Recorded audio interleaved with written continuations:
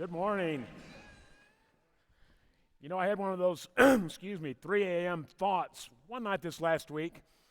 I thought every Sunday since the first Sunday in March, I've stood up here and said, well, I'm preaching through the book of Acts.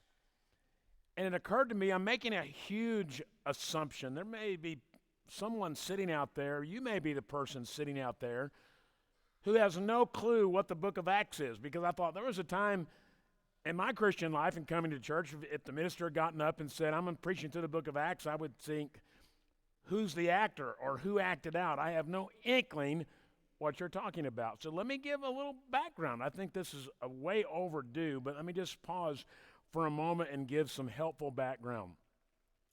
In the Gospel of Luke, Luke tells the story of Jesus, the good news of Jesus, beginning with his miraculous birth, including his teachings, including his public ministry, including the miracles. And the Gospel of Luke concludes with the death, burial, and ultimately the resurrection of Jesus, and then subsequently the ascension of Jesus back to heaven. The book of Acts is Luke part 2. Luke being the author, it's like part 2 of Luke, where he picks up where Luke left off with the resurrection of Jesus and Jesus actually appearing to people over a 40-day period. And Acts begins to tell the establishment of the church and the early history of the church. And if anybody ever told you or convinced you that history is boring, something went terribly wrong, because Acts is a historical account of the ancient church, and it's very, very exciting. There is not a thing boring about it at all. And so one of the things I used, included in the title of this sermon series, is in common. All of the believers had in common. They had Jesus in common, which led to an in common life. But the subtitle being, when the church by no means was boring by any stretch of the imagination.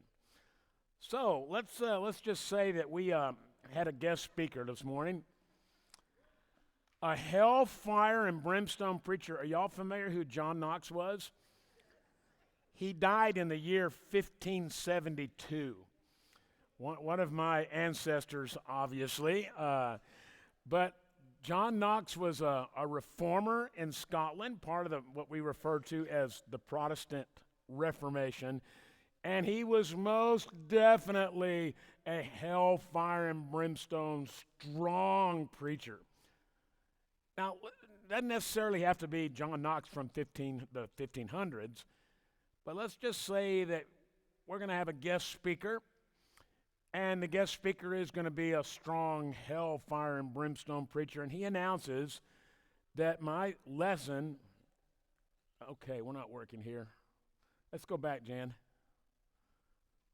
There we go. He announces that it's going to be a sermon on giving. And when I say giving, I'm referencing giving as in financial giving. So what would your immediate reaction be if he announces my sermon's on giving? You'd be like, maybe your reaction is, I think I can live with that for one Sunday. But what if this same really strong hellfire and brimstone preacher said, you know what, I'm going to do a whole lengthy 6 or 8 week series on giving? And you're like, oh, I don't know about that. And one of the things that you might say, let's go to the next slide. One of the things you might say is, all they do is talk about money, or when they talk about money. And you think that's all they talk about. So let's go through some of these bullets here and look at some of these things. See if I can get this to work. Mine's not, oh, there we go. One of the things I think that's important, seldom is there a time or a place for third-person pronouns as we discuss matters directly pertaining to our life together as Christians. So to say they, all they talk about is money, and something like, I'm not a part of that. I'm distancing myself. I'm not a part of that. That's what they are doing up there at church, when the truth is, first-person plural pronouns are far more appropriate because, after all, we are in this together. Let's go to the next one. I'm just curious. This has been my experience over the years. When the church has gotten up and some church leader has announced, we're going to give to a special cause, or we're behind in the budget and we need additional giving. I've never heard a request in all of the years that I have been a Christian. I've never heard a request from church leaders for monetary assistance that was not legitimate. One that stands out from several years ago, we were in Wichita Falls, and one of our members had a connection to a church in Iowa. And this church in Iowa, the city had experienced a tornado, and so because of our connection with friends up there, we passed the collection plate twice, and we said, hey, we're going to have a special contribution for these people in this community in Iowa who have been impacted by a tornado. And I don't remember exactly how much money. I'm thinking it was about $2,500, but I don't remember the exact figure. So we collected all the money, gathered it up, and we sent a check to Iowa. And then we got this really nice letter back from these church leaders in Iowa, and they said, one Saturday morning, we went to the hardware store to buy supplies for some of our members that needed things for rebuilding of their homes, just some immediate necessities. And we had no clue where the money was going to come from. And what they charged there at the hardware store was $1 more than what we had sent them in that check. And so in the letter they said, oh, by the way, where's the other $1? But it was a legitimate need. And how exciting it was for our folks to hear back from this little congregation of people in Iowa that what they had given was legitimate and good and helpful for a particular need. Let's go on to the next one. I'm convinced that when we start using they language and distancing ourselves when it comes to investing ourselves financially, that an important battle has been lost. Because in the process of distancing, we no longer have the privilege of being a part, of which we're going to look at in Acts here in just a few moments. So let's do a quick review from last week. In Acts chapter 2, verses 42 through 47, we looked at that last week, and we looked at how much their lives were intertwined with each other. And one of the observations that I made last Sunday is, I don't want to go to church anymore. I want the church to be my life. I don't want to go to church and that be just an hour. I want it to be my life because that's how it's described in that text in Acts chapter 2 that we looked at last week. Then I also noted Hebrews 10, 25 through 26, where there's this exhortation, don't give up in the habit of meeting together, as some are in the habit of doing, but let us encourage one another daily as long as it's called today, as we watch the day approaching. And so there's this exhortation, don't give up. And we guilt people, and I think, again, when we guilt people not being here, an important battle really has been lost. Quick review from last week. I'm convinced that the story of the early Christians continues to inspire. As the book of Acts, being this history of the early church, it continues to inspire.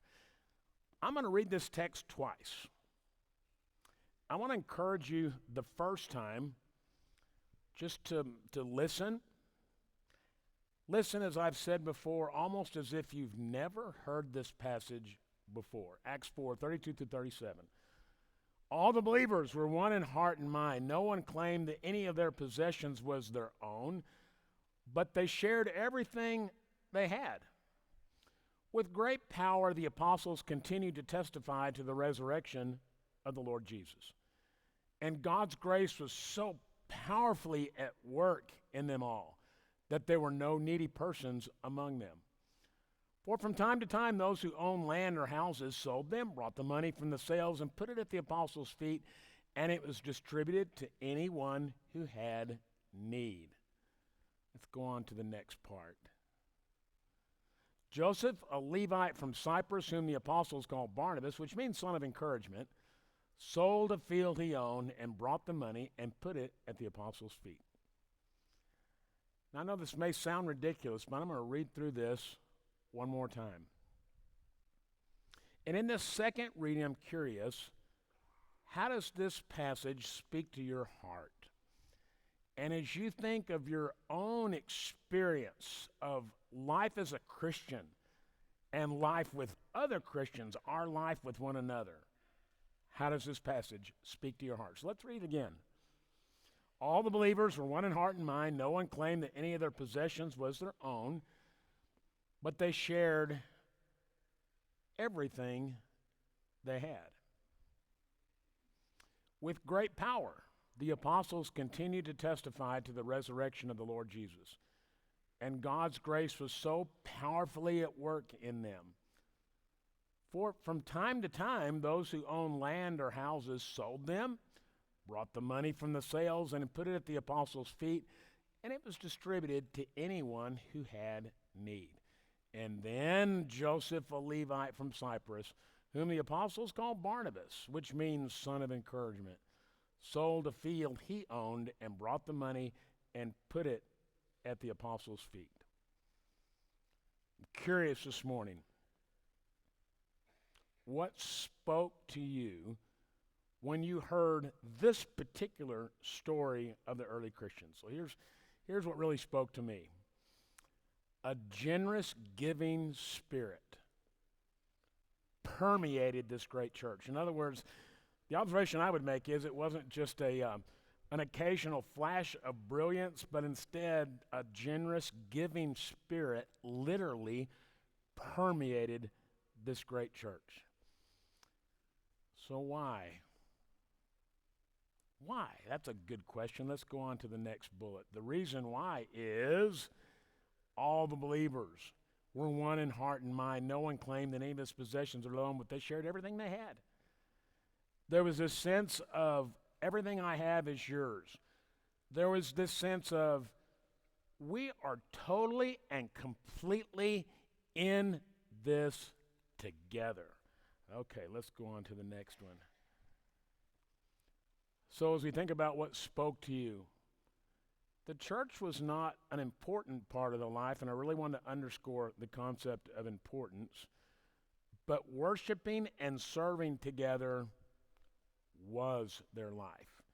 It was the sum totality of their life. The church was not an important part of their life, but worshiping and serving together was their life. It's obvious they took care of each other. Let's go on to the next slide.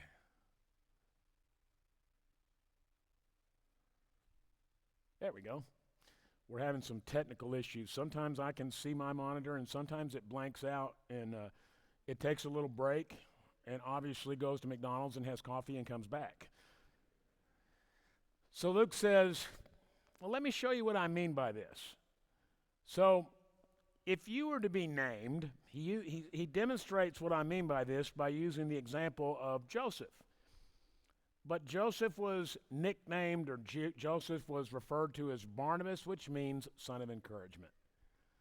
So as you consider your life in the church today, as you think about how this passage speaks to you, what would they call you? What would you be named? Joseph was called Barnabas because he was considered to be son of encouragement. How would your role in the family of believers be described? And then the takeaways. What are the takeaways from this? Well, the takeaways are, this is just me speaking personally.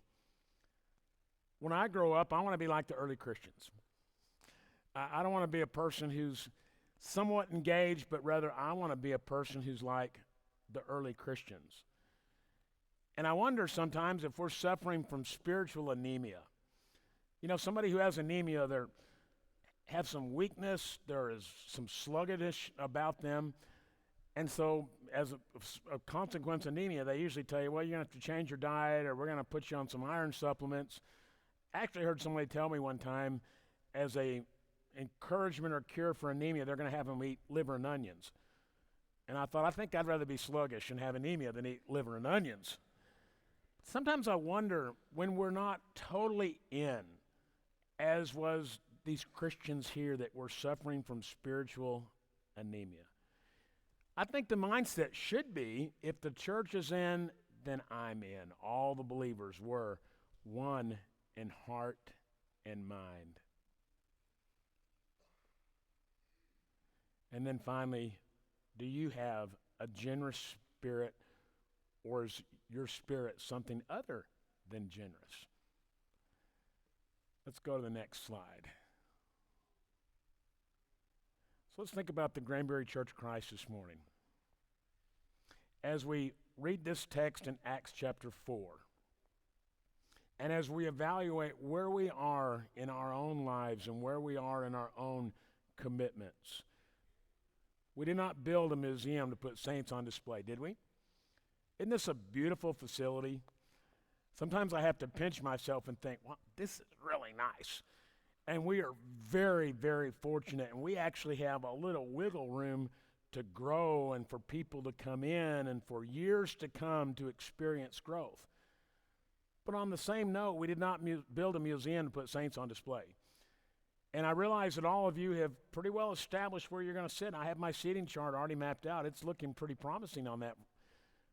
But we're not saints on display. Instead, we built a home to gather, to go out, to invite, to reach out, and to return in one spirit and mind. I think just a passage like this accounting of the early Christians, calls for a unique invitation. So think about a sermon series on giving is going to be announced. You think about how generous they were, and you think about how he illustrates that generosity of Barnabas. So what would your reaction to be? Not just a single sermon, but a sermon series on giving is announced. What would your mindset be? A first invitation. And then a second invitation to be, where are you? In terms of your own commitment to one another and your commitment even financially to one another, where are you? I'm convinced that prayer encourages us to be one in spirit and mind. So consequently, our shepherds, just right across as you go out the back doors and go through the foyer there, is our brand new chapel. And we'll have several of our shepherds in there who would be eager to pray with you regardless of where you are today. They're eager to embrace you and to welcome you. And consequently, one of the shepherds will be down front with me as well, and we'll welcome you and encourage you in any way we can. Let's stand and sing our psalm of invitation.